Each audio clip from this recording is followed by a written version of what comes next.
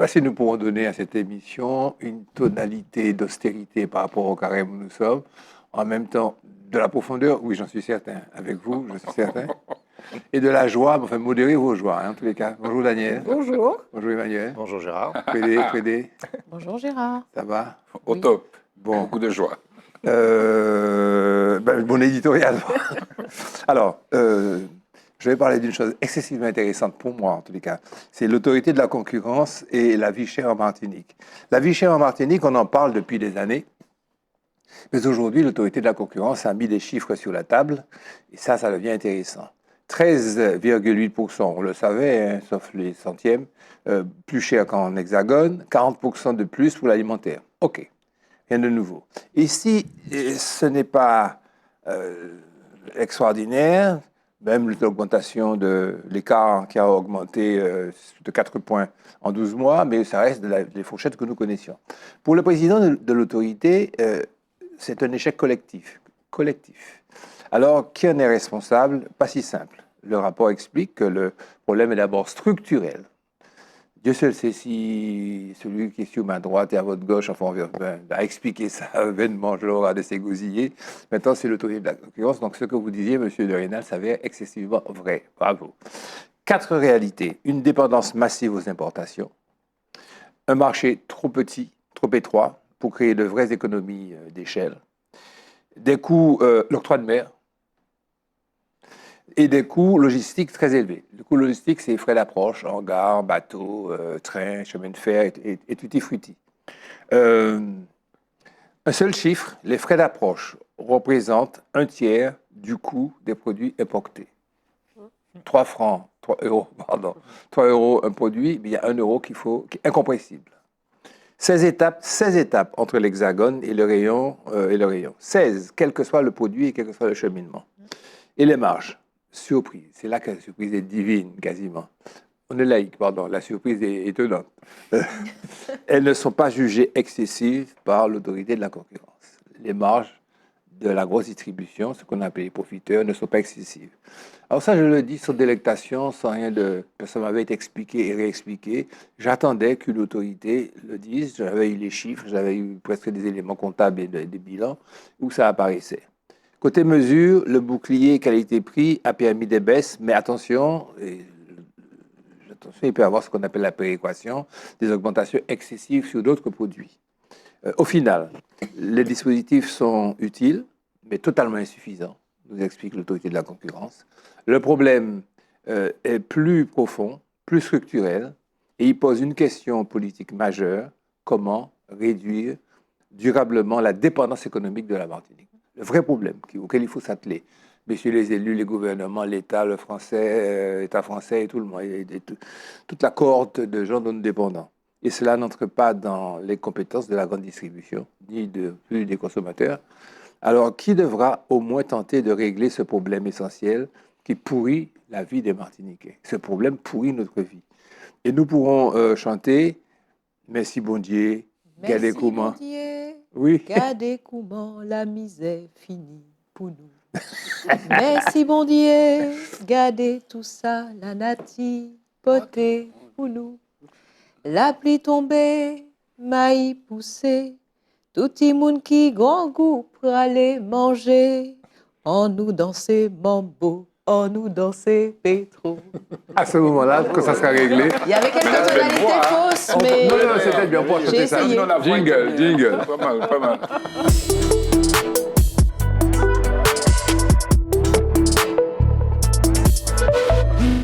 Nous allons concentrer nos efforts sur les ports et les aéroports, annonce la ministre des Outre-mer, narcotrafic, Christian. Oui, alors tu m'as marié avec elle. Avec Karine. Parce que la semaine dernière, je savais qu'il y avait... Je parlais déjà de Neymar Bouchou. Mais tu te spécialises. Oui. En fait, effectivement, le narcotrafic, c'est un sujet dont on a parlé, et Dieu seul sait comment Trump aussi, aujourd'hui, utilise le narcotrafic comme argument de tout ce qu'il fait. Voilà. Réalité, et Dimas a donné des chiffres ici, on a montré comment, effectivement, le narcotrafic, c'est une problématique essentielle dans nos territoires ultramarins. Donc, l'État, effectivement, par l'intermédiaire de la ministre de l'Outre-mer, a annoncé des actions renforcées contre le narcotrafic dans les territoires ultramarins. Alors, on arrive à nouveau au quoi qu'il en coûte. Puisque Neima Mouchou dit cela coûtera comme ce que ça coûtera, mais nous allons travailler parce que la question budgétaire n'est pas un frein. Donc, les efforts sont concentrés sur les ports et les aéroports, et ça a déjà commencé. Parce que j'ai un fils qui est allé à Paris il y a 2 semaines. Il m'a dit, tu peux pas savoir le temps qu'on a attendu parce que les 400 personnes ont été étriées en matière de vérification. Voilà. Donc les contrôles s'intensifient. Et au-delà même des contrôles, il y a d'autres dispositifs. Il y a des amendes forfaitaires qui seront appliquées. Il y a le renforcement de la lutte contre le blanchiment d'argent. Il y a l'intensification des saisies d'armes. Aussi, c'est une problématique que nous sommes confrontés. On ne connaissait pas ça ici. Je dis à Nizam tout partout. Et on a vu pendant les événements de 2024, moi-même j'étais étonné de voir ces Bougatini des mitraillettes. On a vu ça, si vous voulez, d'où ça sort. Bon, en tout cas, voilà. Alors, on n'avait jamais vu ça. Et pour Naïma Mouchou, c'est la combinaison de ces leviers qui doivent permettre de changer d'échelle, véritablement, et de monter d'un cran et d'apporter des réponses décisives.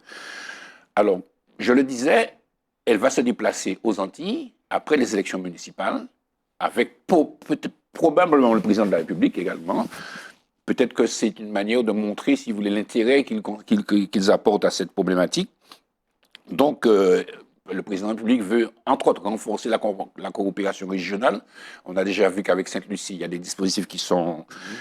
Voilà. Et puis, le maître mot, ce n'est pas la contrainte budgétaire qui empêchera, si vous voulez, de faire ces actions. C'est ça qui est très important. En tous les cas, Emmanuel Macron exige un renforcement massif des douanes et une mobilisation accrue aux Antilles.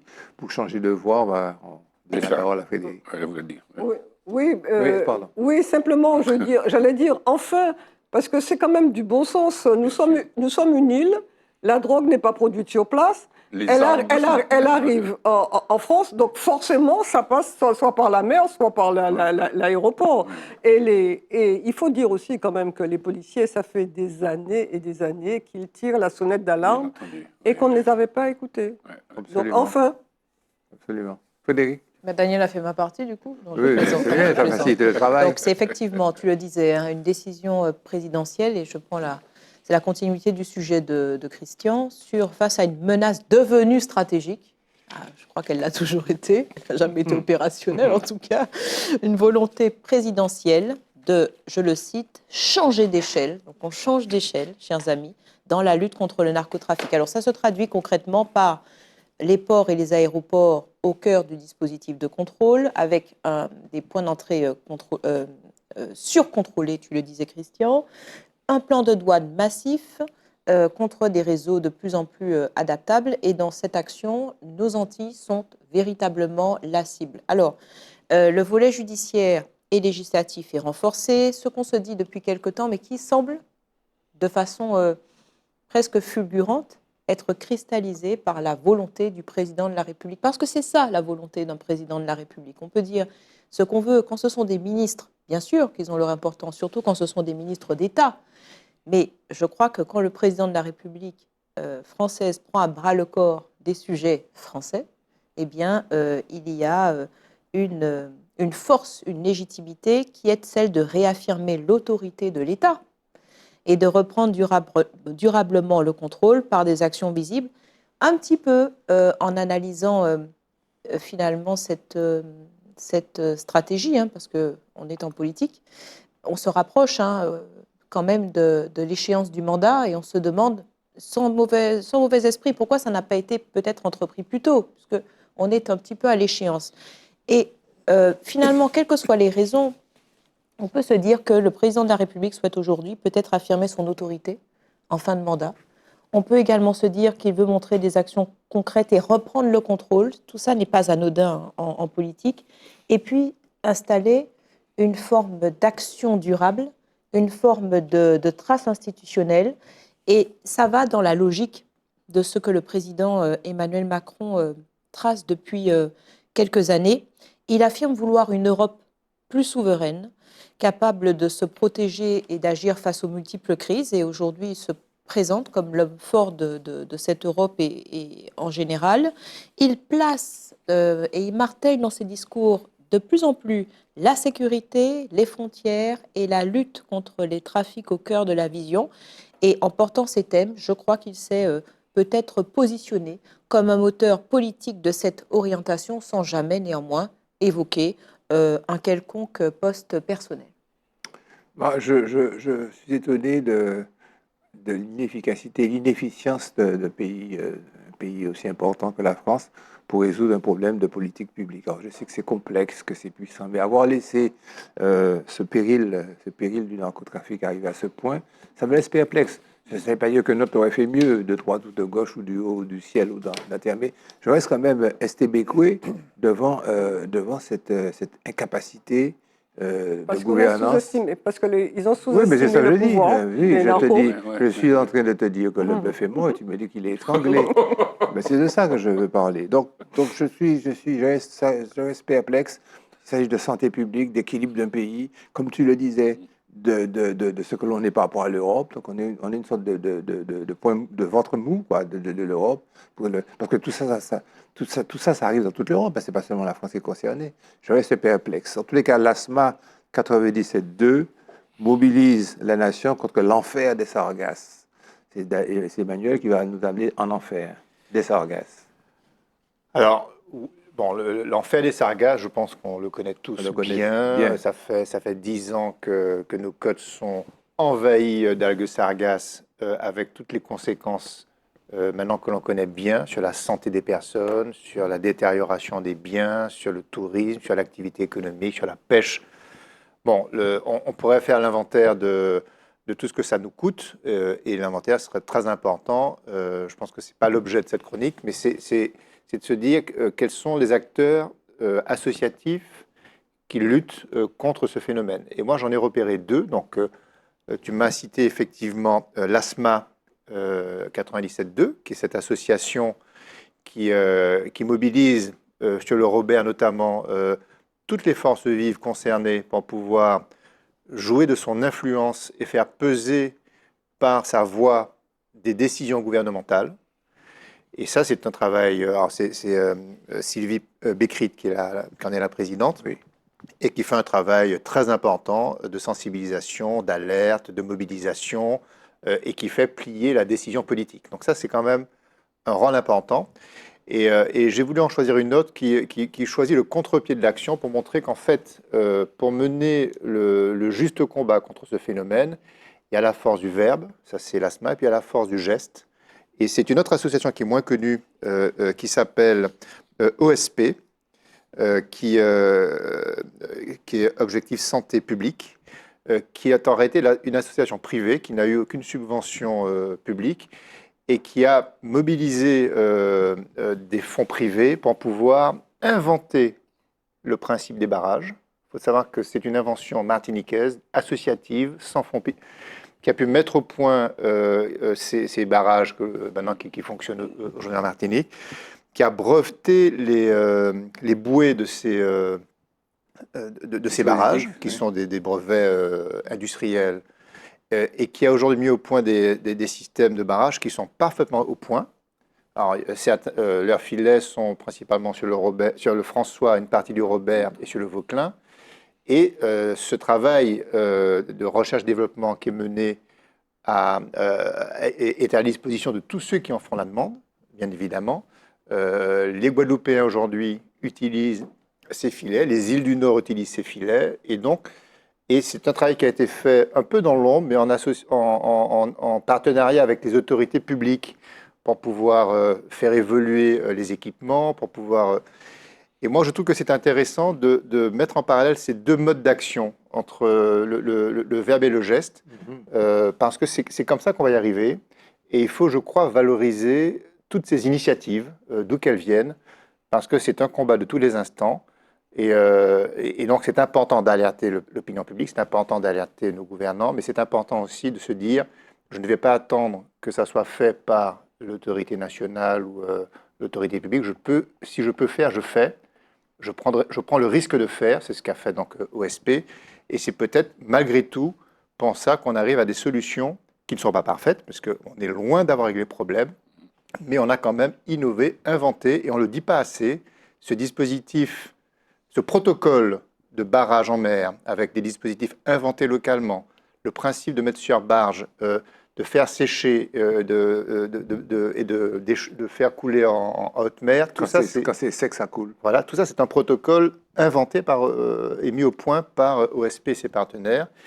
Et je ne parle même pas des développements qui sont dans les tuyaux, mais qui m'ont été confirmés après un échange que j'ai eu hier avec les dirigeants de cette association. Des relations qui sont prises avec des industriels en Europe et même en Chine pour pouvoir exploiter la sargasse, qu'on pourrait mettre sous silo pour fabriquer des biens.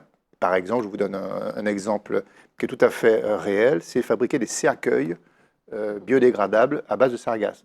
Et là, il y a des marchés pour ça.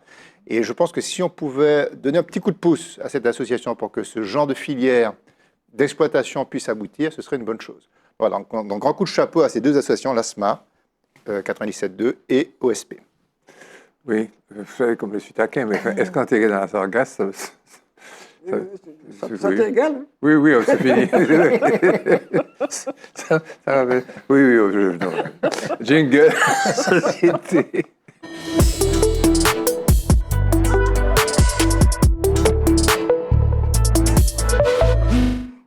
Alors, Monsieur Trump, tu avais abordé le sujet la semaine passée, une conflictualité permanente extérieure et intérieure. En fait, c'est presque une liste chronologique des conflits qu'il entretient, ce bout en train. Vas-y, je t'en prie. Oui, et les présidences de Donald Trump se caractérisent par une forte conflictualité, tant intérieure qu'extérieure. Et je le confesse, quand j'ai lu ton sujet, je n'ai pas pu résister, déjà, bien sûr, évoquer les faits, mais à, du coup, procéder à une analyse psychologique du président. Donc, les conflits extérieurs, on les connaît. Je ne vais pas faire une liste à la Prévert, mais l'intensification des frappes antiterroristes dès 2017, l'élimination du général iranien Qassem Soleimani, la reprise d'opérations militaires au Moyen-Orient, et puis je pourrais en dire des dizaines, les conflits internes, les affrontements répétés que nous évoquons avec le Congrès et la justice, l'usage fédéral de la force, il y a eu également l'assaut du Capitole, sans parler des conflits juridiques et des empiètements sur le droit tant national qu'international, ça aurait pu être un conflit externe. Voilà. Donc, je vous propose une lecture qui n'engage encore une fois que moi, de la personnalité politique, qui est une personnalité très intéressante, construite sur la puissance, la confrontation et la maîtrise de l'espace politique. Donc, la conflictualité chez le président de Donald Trump n'est pas un accident de parcours. La conflictualité, c'est un mode de fonctionnement assumé avec une recherche de permanence, une recherche permanente et de contrôle et de permanence du contrôle. On a des symptômes très clairs, la préférence pour l'action visible, la tension avec les contre-pouvoirs, la gestion du stress et la militarisation du pouvoir. La peur dont tu parlais la semaine passée. La peur que j'avais évoquée la semaine passée, cette mécanique qu'il maîtrise parfaitement et comme instinctivement. Et donc, pour cette lecture, je vous propose ce qu'on utilise beaucoup en management pour analyser les conflits. C'est le triangle, ça s'appelle le triangle dramatique de Karpman. Je ne sais pas si vous en avez déjà entendu parler. Donc, c'est un outil d'analyse très simple des relations et des comportements pour comprendre, en fait, quand vous avez un sujet dans une entreprise ou ailleurs, pourquoi est-ce qu'un conflit se structure et se répète. Et en démantelant ce triangle, vous finissez par comprendre sa systémique. Donc, finalement, on est dans un joli triangle avec Donald Trump, qui est l'un des premiers pôles du triangle, c'est le persécuteur. Donc, il est dans ce rôle dominant, pour ce qu'on lui connaît médiatiquement. Il impose, il accuse, il durcit le cadre. Et le pouvoir s'exerce par la contrainte et l'ordre, du coup, prime sur le consensus. Ça, c'est son pôle persécuteur, son rôle dominant. Ensuite, il peut aller aussi sur le rôle, quand il est acculé sur le pôle persécuteur, du sauveur. Ça, c'est son côté justification. Donc, il se présente comme celui qui protège le peuple, comme celui qui rétablit l'ordre. Et il est vraiment dans cette sorte de légitimité, de la dureté et de l'usage de la force. Et il dit agir pour le bien. C'est son deuxième pôle. Et puis, quand il faut encore changer de pôle, parce que c'est la nécessité, il devient une victime, et ça c'est le rôle tactique. Il est activé lorsqu'il est extrêmement contesté, notamment avec l'affaire Epstein qui a lieu. Il se dit attaqué par le système, attaqué par les institutions ou les médias, et cette position, elle sert à mobiliser ses soutiens et à délégitimer entièrement de son opposition. Donc il circule entre les trois rôles, mais il revient toujours au persécuteur, parce que le sauveur sert de couverture morale et la victime d'outil stratégique pour reprendre l'ascendant. Et donc le conflit, on rentrera peut-être un jour dans les détails, est le moteur central de sa dynamique de personnalité. Bravo. Le tout est de savoir combien de temps ça pourra durer. Enfin, ça pourrait durer que le temps de mandat. En tout cas, délinquance en Martinique, des indicateurs contrastés en 2025.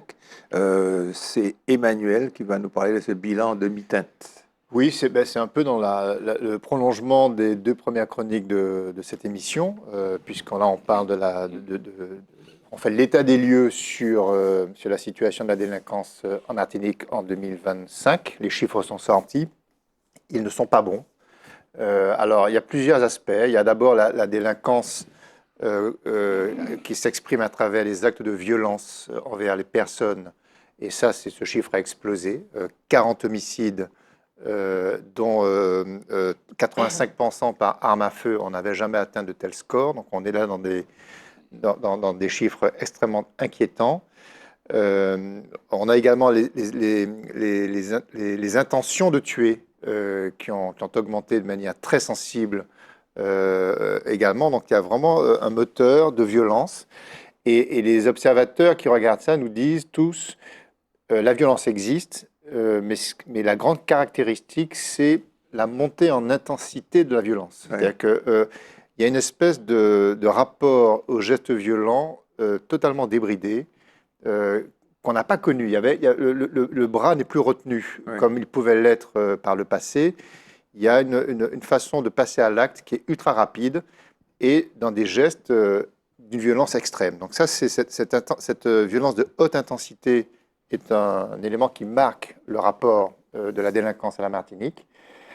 Conjointement à ces actes-là, on rajoute également la violence routière, puisque là aussi on a battu cette année un record de mortalité sur les routes. 40 morts, donc la route tue autant que les armes à la Martinique. Ça, c'est quand même un triste bilan. Et là, on peut y mettre plein de facteurs. Il y a un gros facteur explicatif qui est la consommation d'alcool, de drogue, et puis la dégradation des radars, parce que mine de rien, quand on brûle des radars, eh bien, on voit l'effet mécanique en termes de mortalité. Donc je pense que ceux qui s'amusent à considérer que c'est bien de brûler les radars devraient quand même se dire que ça fabrique des morts. Donc c'est une petite graine que je mets dans certains esprits, parce que j'entends encore autour de moi des gens bien pensants qui nous expliquent qu'au nom de la liberté, il faut enlever les radars. Je pense que ça manque un peu de responsabilité, ouais, que de le dire haut et fort. Il y a un débat là. Il y a un débat. Ouais. Mais oui, mais parce que il ne devrait pas y en avoir, parce que là, ça protège des vies. Donc, et ça, c'est important de le rappeler. Et puis, il y a quand même des choses qui vont bien. On essaie de trouver dans ces méandres d'indicateurs négatifs. Les atteintes aux biens ont baissé, c'est-à-dire qu'il y a moins de cambriolage. Et ça, on l'explique par deux phénomènes. D'abord, une présence accrue des forces de l'ordre dans les quartiers, dans le quotidien des gens. Donc là, ça replie les actes de cambriolage. Mais l'effet négatif qui expliquerait ça, c'est de se dire qu'aujourd'hui, une grande partie de la violence provient du facteur du narcotrafic, on l'a vu, et des gangs liés au narcotrafic, qui finalement estiment que c'est beaucoup moins rentable que de perdre son temps à aller voler dans les maisons, parce que la ressource mettant là plutôt sur des choses plus rentables, plus sérieuses. Et donc, il y a aussi un report du geste délinquant drivé par une espèce de science de l'organisation par le narcotrafic qui est très inquiétante, puisque, on l'a dit tout à l'heure, mais le narcotrafic en soi est un des grands moteurs de cette violence, parce que derrière, ça fabrique énormément d'effets pervers dans les esprits. Ça désorganise aussi les activités économiques, parce que ça installe une économie souterraine qui finalement participe au démantèlement du lien social que fabriquait le travail et accentue les niveaux d'agressivité dans la vie quotidienne des gens.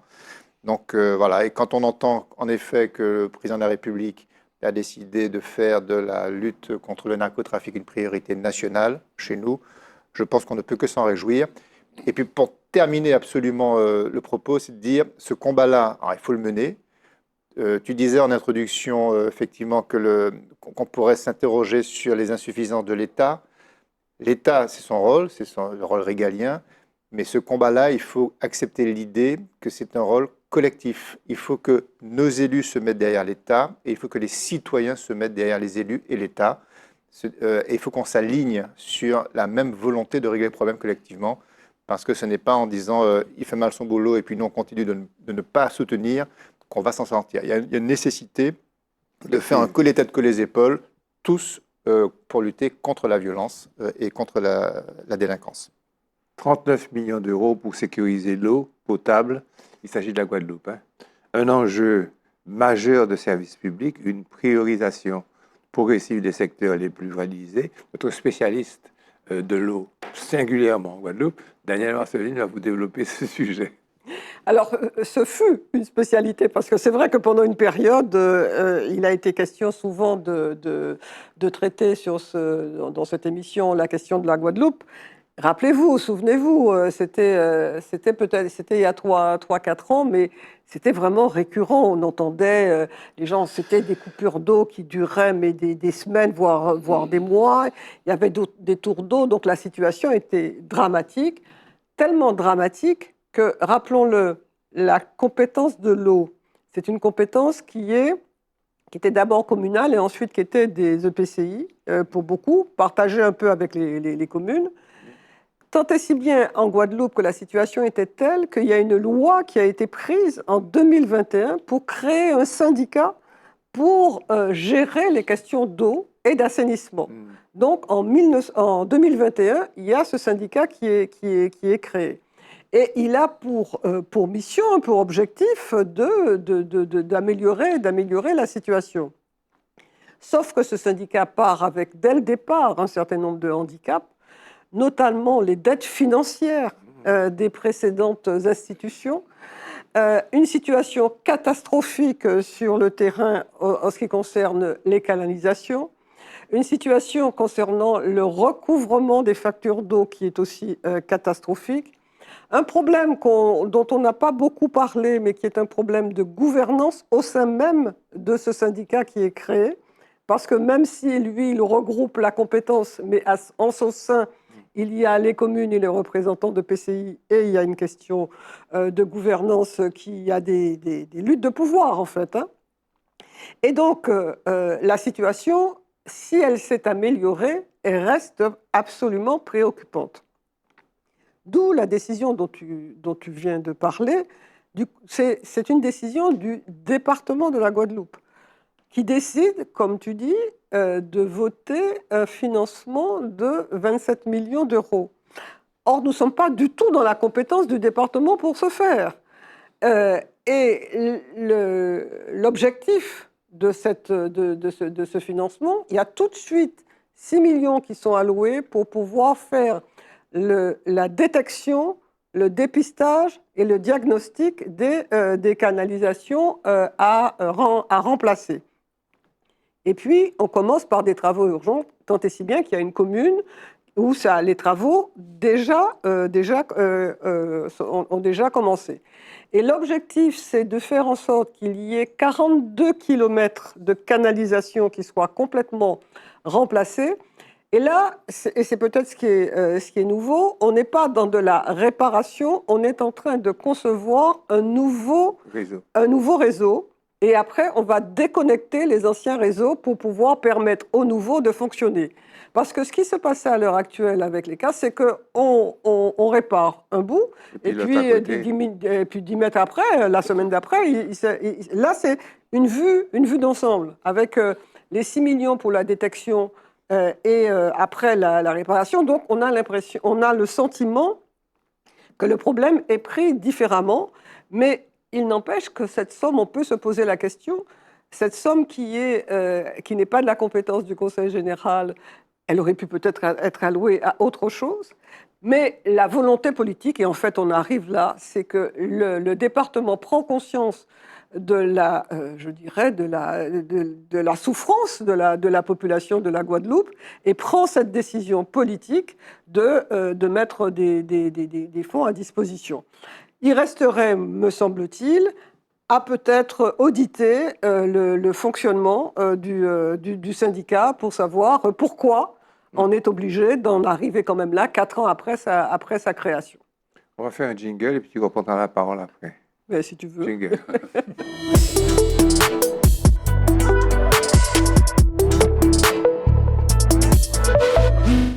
On va vous parler d'un homme qui a une vie politique intense, une vie judiciaire. Il a été notre confrère, il a été avocat.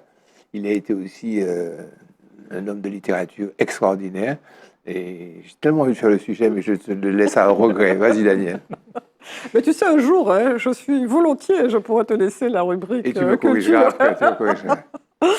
Oui, alors il s'agit de vous parler de Georges Mauvois. Et Georges Mauvois, je dirais que sa vie est déjà un roman. Oui. Parce que quand on voit, il est né en 1922, il meurt à 96 ans en 2018. Et c'est quelqu'un qui est brillant, qui va à l'école, il réussit très bien au lycée Schellcher, excellence de la 6e à terminale, mais il doit commencer à travailler, il ne peut pas partir faire des études comme il le souhaite, et il rentre dans l'administration, et il rentre dans l'administration des PTT. Il commence à travailler et il va franchir, comme on dit, les différents échelons, parce que comme il est très doué, donc il monte dans la hiérarchie.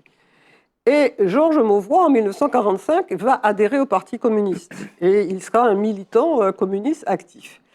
Et si c'est important d'en parler, c'est qu'il va être victime en 1900 d'une ordonnance qui a été prise en 1960. Moi, je pense que pour ceux qui nous écoutent, il est nécessaire de comprendre ce que nos aînés ont supporté pour pouvoir arriver à une liberté d'expression comme on a aujourd'hui.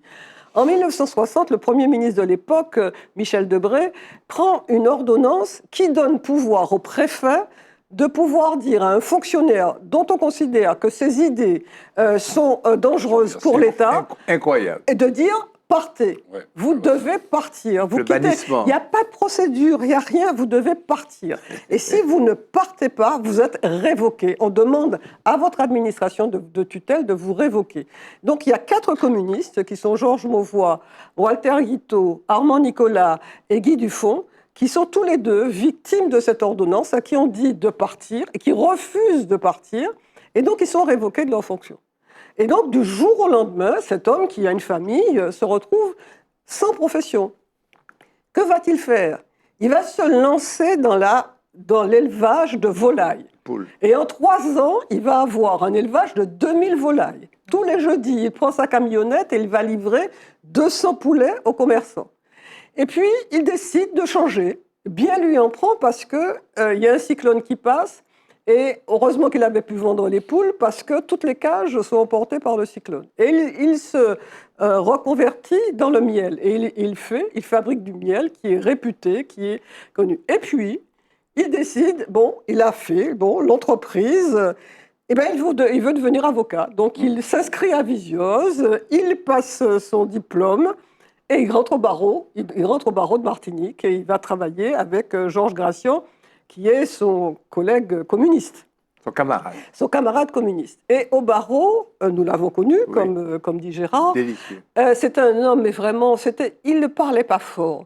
Il était toujours souriant. Il était d'une confraternité extraordinaire. Et il a une clientèle qui s'est peu à peu, qui s'est constituée. Et puis, en 1972, la fameuse ordonnance de 60 est abrogée. Donc lui décide de quitter le barreau pour réintégrer, puisqu'il y a un arrêté qui le réintègre dans la fonction. Mais lui demande qu'on reconstitue sa carrière. Et normalement, en reconstituant sa carrière, il devrait être directeur des PET. Il reste 2 ans, et comme on ne le reconstitue pas sa carrière, il fait une procédure, il quitte les PET, il revient au barreau jusqu'à ce qu'il obtienne satisfaction, et il revient au PET, et il finit directeur des PET. Donc, c'est pour ça que je dis que sa vie toute seule est un roman, mais ça montre à la jeune génération comment la fermeté dans ses convictions, la prise à bras-le-corps de sa vie fait qu'il réagit. Bon, inspecteur des PTT, il devient apiculteur, il devient, enfin bref, c'est avocat, enfin bref. Mais c'est pas fini. C'est pas fini parce qu'il est doué. C'est un homme qui est brillant. Et il avait commencé par écrire, parce qu'il est militant communiste, il va quitter le Parti communiste, mais après plus de 40 ans de militantisme. Et il connaît la Martinique profonde dans son fonctionnement, dans ses pratiques, et y compris électorales, puisqu'il va être candidat aux élections municipales de Schellcher.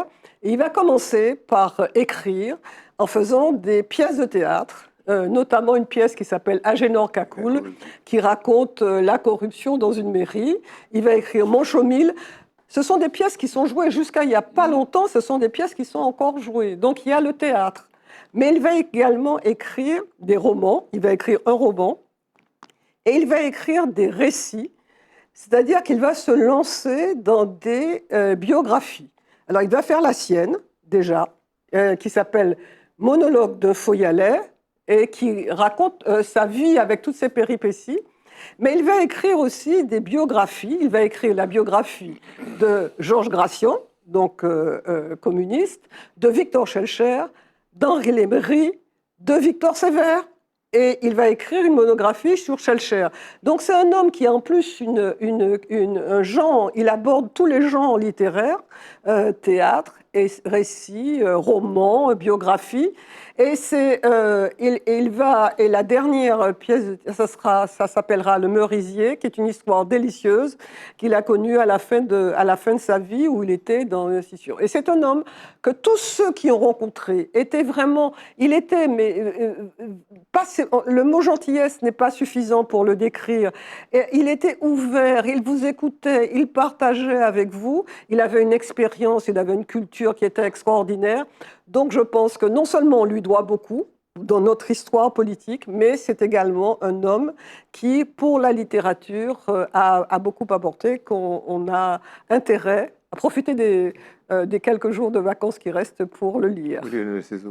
C'est pour toutes ces raisons que Daniel a voulu vous en parler. Moi, je me permets de partager avec toi parce que je l'ai connu aussi, Georges Mouvroy. Je gérais les droits de la SACD, la Société des auteurs en mesure dramatique, et j'ai une pensée pour 3 personnes profondes. Vincent Placoli, auteur dramatique, Xavier Orville, merveilleux. On en parlera bientôt. Et Georges Mouvroy. Alors, je vous raconte, enfin, je n'ai pas les sonorités très précis, mais en fait, ce que je veux dire, c'est que quand il a appris qu'il avait des droits d'auteur, parce que si vous voulez, tu as parlé de son itinéraire, ce n'est pas des gens qui revendiquaient des droits de propriété. Mais quand la pièce Manchomil est sortie, il a eu l'occasion de s'intéresser aux questions de droits d'auteur. Et donc, je lui ai expliqué c'était les droits d'auteur. Il a adhéré à la SACD. Et donc, il venait régulièrement à mon bureau. Et je pense à son fils Yves Mouvroy, d'ailleurs, que je salue avec sa famille, qui habite le Gros Monde. Et c'est un homme pour lequel j'ai eu une affection très, très forte. Parce que tu l'as dit, il était d'une douceur, il était d'une profondeur, il était attentif, il était à l'écoute. Voilà. Et donc je tenais quand même à m'associer à ce souvenir extraordinaire que j'ai eu à travers ces hommes, et notamment Georges Mouvroy. Et je suis très heureux que tu en parles aujourd'hui. Ça va peut-être me faire lire ou relire. Je ne sais pas si je l'ai, mais enfin, ce livre, et voilà. Et je crois que tous les Martiniquais devraient connaître un homme qui a porté aussi beaucoup et à travers son itinéraire. C'est quand même assez extraordinaire. Voilà. C'est pour ces petits moments d'échange de cette émission que j'en suis à notre 238e ou 39e à contretemps. Musique et jingle avant.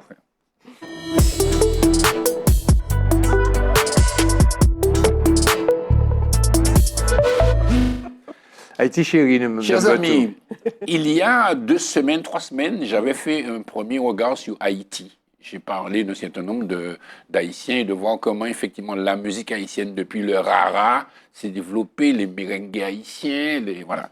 Aujourd'hui, je continue parce qu'on a fait une parenthèse carnaval en mettant en lumière quelques artistes haïtiens. Alors, vous avez connu les Gypsies de Queens? Oui. Les Gypsies de Queens, c'était Roberto Martino, qui est devenu aussi leader d'un groupe, d'un autre groupe après. Il est devenu leader de, je reprends mes papiers, mais enfin bon, c'est pas grave. Mais en tout cas, j'ai tenu, si vous voulez, de T-Vice, voilà, T-Vice. Donc j'ai tenu à faire un petit clin d'œil à Roberto Martino, excellent guitariste. Écoutons.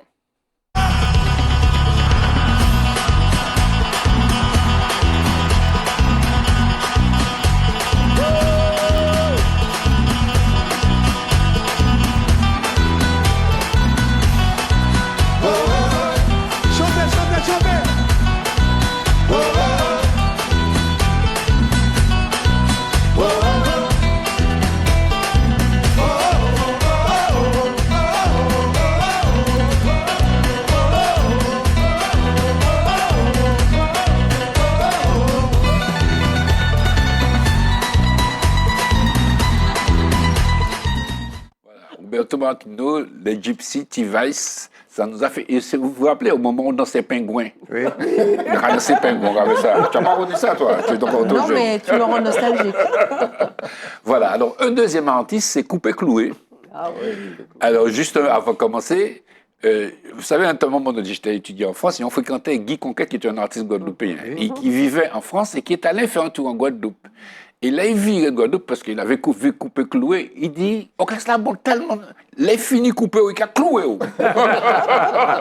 Coupé Cloué. » Pas ouais, mon compère ça fait moins pas ouais, mon compère ça fait moins pas ouais. Mon compère ça fait pas de ouais. Aïe, mon compère ça fait moins pas ouais. Calma de bourreau, yo dis mon que la vie est bonne. Aïe, mon compère ça fait moins pas ouais. À la traque pour jeune garçon, calma qui a conforme la vie.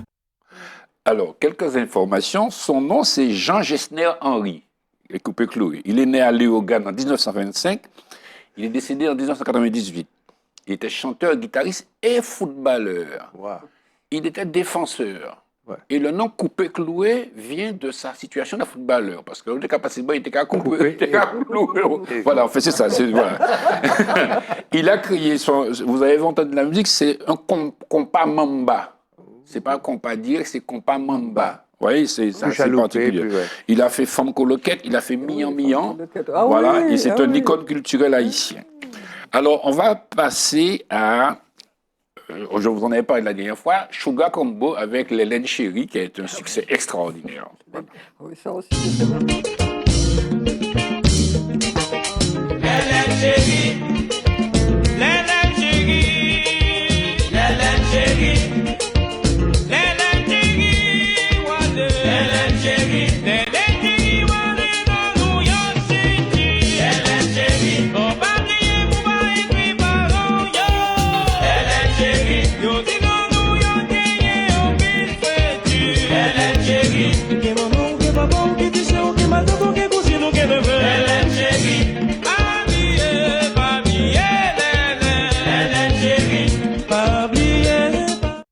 Bon, alors, ma prochaine vidéo, c'est pour mon ami. Ah, c'est Dieu donné la rose. Dieu donné la rose. Daniel, Dieu donné la rose et Mandela. Écoutons, regardons. Oh là là, Mandela. Oh là là, Mandela. Oh là là, Mandela.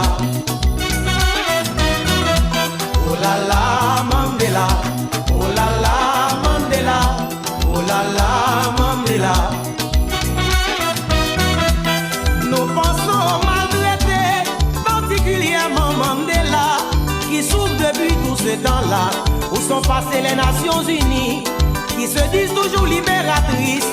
Pourquoi ne sont-elles jamais intervenues pour arrêter la terreur des Blancs? Oh là là, en Afrique du Sud. Oh là là, Mandela. Oh là là, Mandela. Mandela, oh là là, Mandela. Est-ce que vous avez remarqué comment il était sapeur? Ah Oui, oui, oui. Et puis sa voix aussi, parce qu'on considère que c'est l'un des meilleurs chanteurs du compas. Hein. Alors aussi, il faut savoir qu'il est né en 1946, il est décédé à 80 ans, en 2026, il n'y a pas longtemps qu'il est décédé, absolument. Voilà, il a joué avec DP Express, Sugar Combo, mais c'était un monument, quoi. Merci, Voilà, Christian. voilà. Je pensais activement à Daniel. Voilà. Alors, on va continuer en vous parlant de Tabou Combo. Tabou Combo, c'est vraiment une institution. Hein. Un petit clin d'œil à Tabou Combo.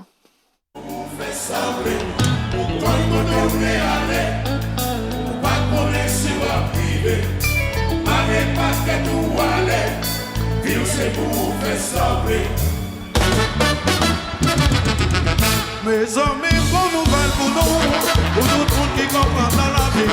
La paresse qui commande dans la, pour cette chose à mettre dans les bras. C'est la place de Paris qui la gâte, ils sont Laurent que nous sommes après. Ça c'est validé que nous pas porter, et arrivé pour la joindre nos yeux.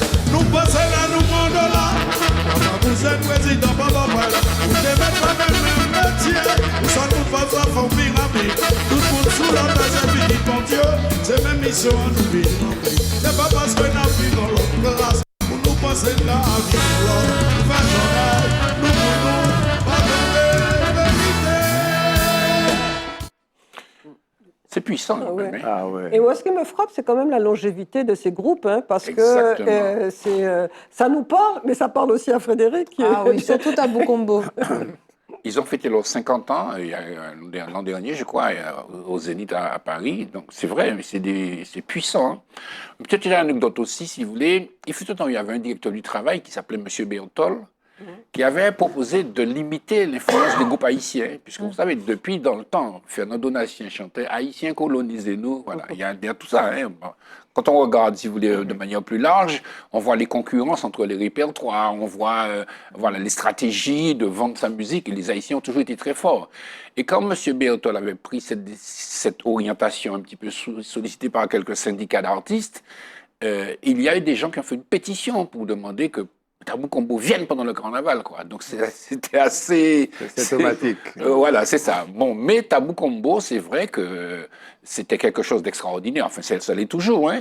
Alors, il y a Choubou, le chanteur qui est hospitalisé, je crois qu'il est malade, et ça a affecté beaucoup. Mais c'est une remarquable formation avec des instruments, avec des instruments à vent, avec une harmonie.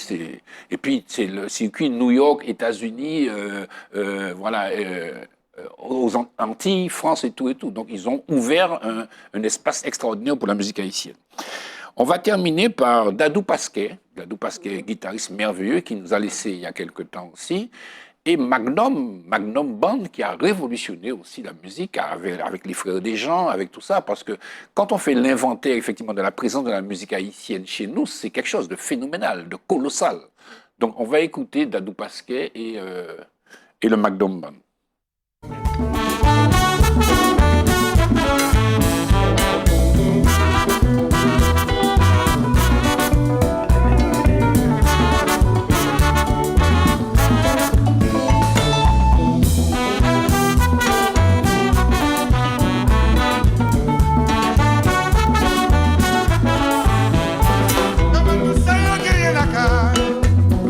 Chercher, you may be.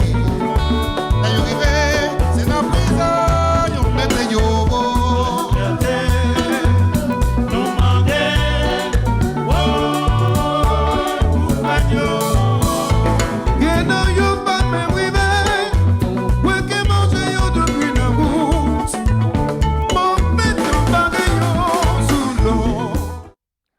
Voilà, Magnum Band, inoubliable, immortel.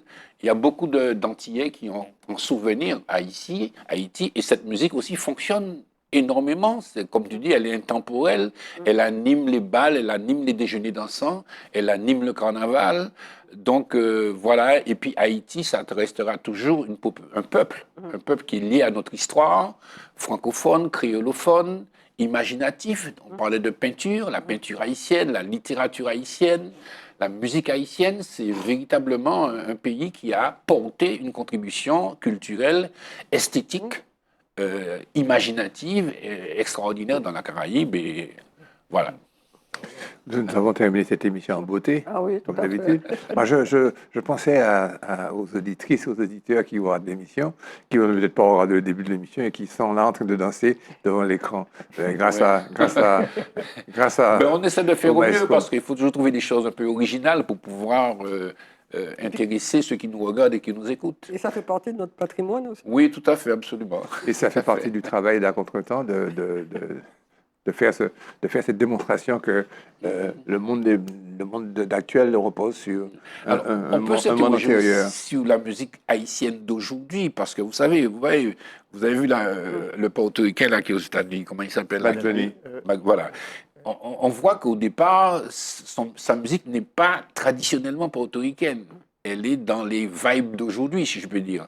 Alors, ça veut dire que la musique aujourd'hui, elle est influencée par une réalité mondiale aujourd'hui, mais qui fait que quand même, il est revenu à la musique traditionnelle de son pays. Je pense qu'à Haïti, c'est le même mouvement qu'il y a. Il y a une musique aujourd'hui urbaine, quoi, qui s'installe, qui est sur le rap, qui est sur tout ça, mais qui quand même prend ses sources. Plonge ses racines. Voilà. Je Dans vous la remercie tradition.